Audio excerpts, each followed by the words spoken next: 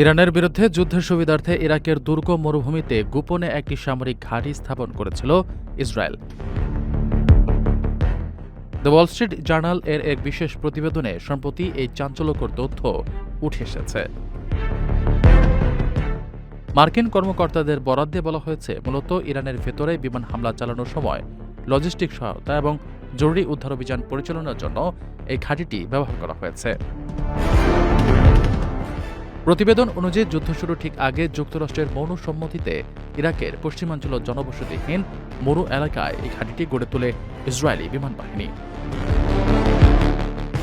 সেখানে ইসরায়েলের বিশেষ কমান্ডো বাহিনীর সদস্যরা মোতায়েন ছিলেন।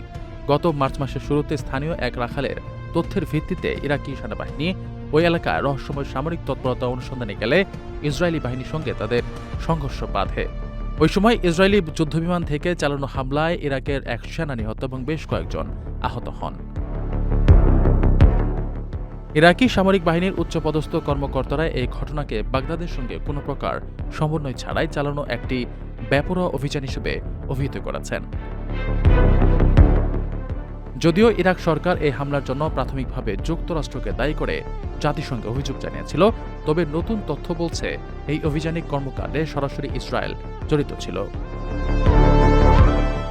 নিরাপত্তা বিশেষজ্ঞরা মনে করছেন, ইরানের মতো দূরদর্শী শত্রু দেশের লক্ষ্যবস্তুতে কয়েক হাজার সফল হামলা চালাতে এই গোপন ঘাঁটিটি ইসরায়েলের জন্য একটি কৌশলগত সুরক্ষা বলয় হিসেবে কাজ করেছে।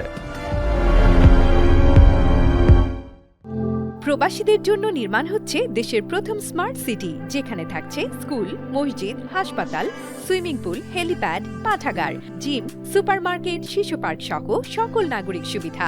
মাত্র ৩০ লাখ টাকা বিনিয়োগে মিলছে আকর্ষণীয় ফ্ল্যাট।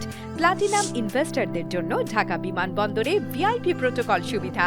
বিস্তারিত জানতে যোগাযোগ করুন স্ক্রিনে দেয়া হোয়াটসঅ্যাপ অথবা ইমো নাম্বারে।